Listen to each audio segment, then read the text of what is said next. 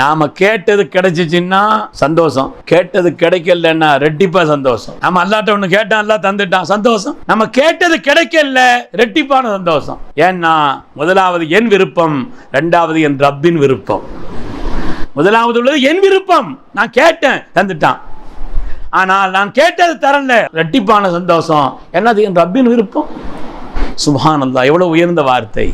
அதனாலே வாழ்க்கையிலே எல்லா முயற்சியும் பண்ணணும், எல்லா வேலைகளையும் பார்க்கணும், படிக்கணும், பரீட்சை எழுதணும், அதே போல வேலைக்கான பணிகளை செய்யணும், அதுக்குண்டான காரியங்களை பூரா செய்யணும், ரப்பிடத்தில் துஆ செய்யணும். அதற்கு பிறகு அல்லாஹ்வுடைய விதி எதுவோ அதை பொருந்திக் கொள்ள வேண்டும். அதுதான் இந்த உலகத்தில் ஒரு மூமினுடைய பண்புன்னு ஸல்லல்லாஹு அலைஹி வஸல்லம் சொன்னாங்க.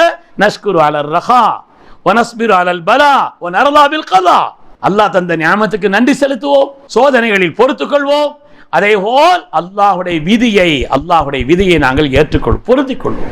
அல்லாஹ்வுடைய விதியோ அதை பொருந்திக் கொள்ளக்கூடிய தன்மை வந்துவிட்டது என்று சொன்னால் வாழ்க்கையில யாருக்கும் எந்த கவலையும் கிடையாது.